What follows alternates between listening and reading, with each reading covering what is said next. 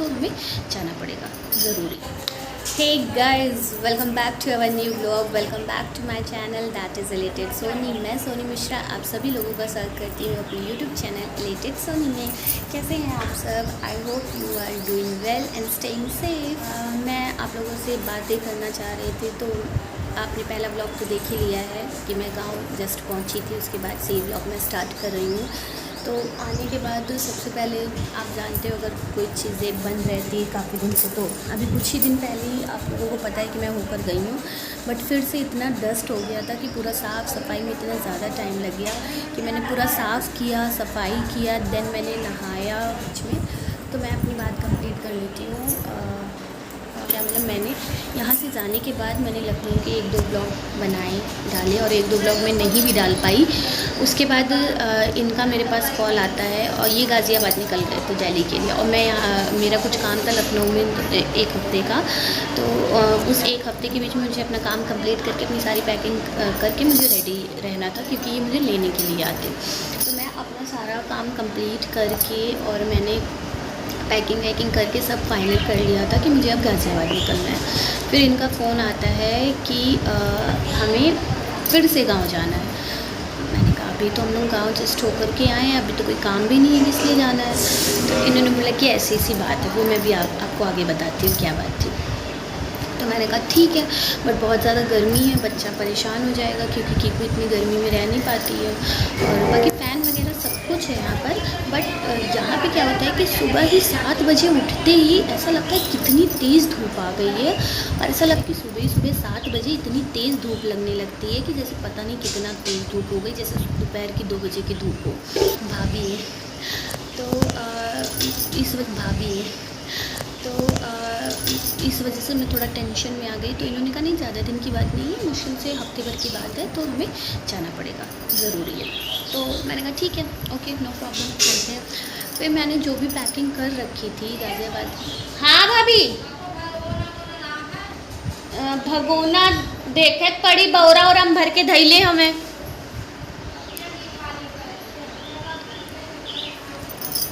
हाँ, तो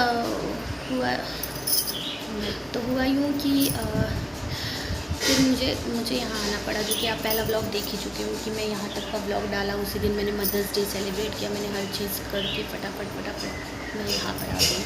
तो ये आ गए थे लेने के लिए। अब क्या हुआ कि मैं यहाँ क्यों आई, मेन सारा सस्पेंस ख़त्म करके मैं उस टॉपिक पे आ जाती हूँ कि मैं यहाँ आई किस लिए हूँ। तो मेरा आने का मकसद यहाँ ये था कि हमारी जो रिलेशन है, जो हमारे पटीदार जिन्हें कहते हैं, हमारे पटीदार में हमारी नंद लगती है, उनकी शादी थी। तो शादी में आने का पहले भी पर्पज़ नहीं था, ये था कि कीकू के पापा चले जाएंगे और गर्मी की शादी है मई की, एकदम बच्चा भी परेशान हो जाएगा। तो ये था कीकू के पापा शादी अटेंड कर लेंगे, हमें नहीं जाना पड़ेगा।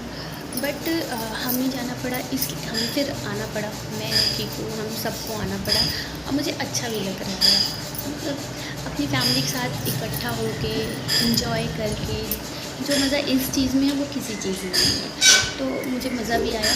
और फिर वहाँ पर जब हम लोग बस से उतरे तो हमने जिनके बारे में बताया था आपको एक वीडियो में कि मामा जी के बड़े बेटे हैं जो कि इनको बहुत ज़्यादा मानते हैं, वो पूरी रात हमें रिसीव करने के पर्पज़ से सिर्फ जगते रह गए, क्योंकि पिछली बार जो हमारी बस आई थी वो 2:30 बजे आ गई थी। तो उसी सोच में उन्होंने ये सोचा कि 2:30 बजे इस बार भी आ जाएगी। वो 2:30 बजे से हमारा वेट कर रहे थे। 1 बजे से वो सोए नहीं थे कि सो जाएंगे तो फिर नींद नहीं खुलेगी, दिक्कत होगी। फिर वो 2:30 बजे से हमारा वेट करते करते हमारी बस आई 4:30 बजे। कार में वहीं बैठकर वेट करते रहे। उसके बाद फिर आए तो कार में बैठे, उसके बाद फिर हम घर आ गए। तो मेन इसलिए था कि शादी में मैं नहीं आ गई थी, बट हमारे जो बड़े भैया हैं, जो मेरी बड़ी मम्मी की ससुराल के पक्ष में जो मेरी बड़ी मम्मी की बेटे हैं, वो मेरे जेठ लगते हैं। तो उन्होंने रामायण रखा था घर पर, यहाँ पे रामायण रखा है। तो ये हुआ कि अगर हम शादी में नहीं जाते तो चलो चलता है, बट अपनी फैमिली में अपने ही जेठ भाभी भैया, जिन्हें मैं भाभी भैया कहती हूँ, उन्होंने रामायण रखा और अपने घर का प्रोग्राम है तो उसमें नहीं मना कर सकती थी, तो उसमें मुझे जाना ही जाना था। तो ये हुआ कि अगर मैं उसमें जा रही हूँ तो एक दिन पहले ही तो शादी है, मान लो 9 तारीख को शादी है या 8 तारीख को शादी है, तो 12-13 को रामायण शुरू हो जाएगा हमारे यहाँ। तो ये हुआ कि हम एक काम करते हैं जिससे हम शादी भी अटेंड कर लें और हमारा रामायण भी अटेंड हो जाए। तो हमने यही डिसीज़न लिया कि हम शादी के एक दिन पहले या शादी वाले दिन पहुँचते हैं और शादी इंजॉय करते हैं, देन फिर हम अपने घर का रामायण। तो जिनके यहाँ पटीदार में हम शादी में आए हैं उनको हम ये सामान दे रहे हैं। इसके साथ हमने और भी बहुत सारी चीज़ें दी हैं जो शायद मैं नहीं शेयर कर पाऊँ। साड़ी, सिंगार का सामान, चावल, पैसे, घड़ी और कैश, कुछ ये सब चीज़ें हम दे। कीकू कह रही है ये क्या बोल रहा है पीछे मम्मा। मैं कहा बाबू ये भागवत गीता हो रही है।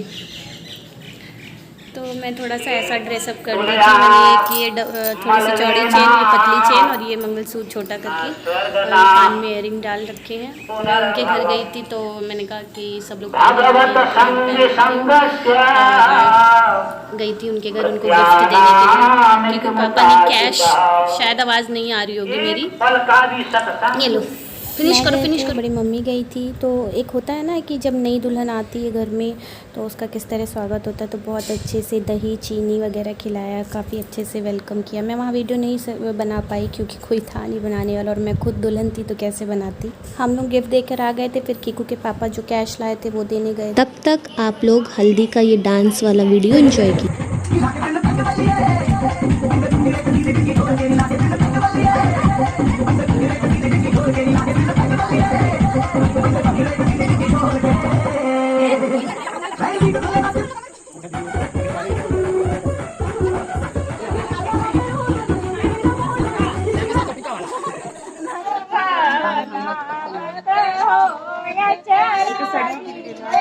अच्छा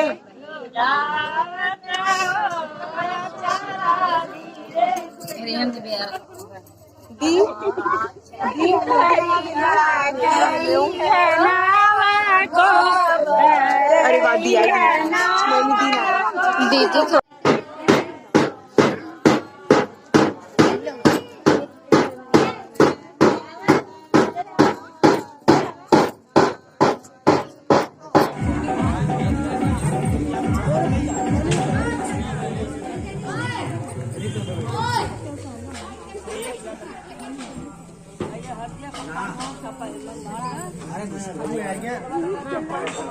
भैया और बेटा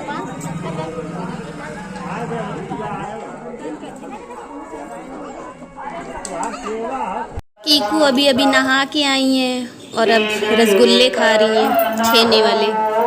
आ करो, अच्छा है, यम्मी है, यम्मी है। भागवत गीता चल रही है।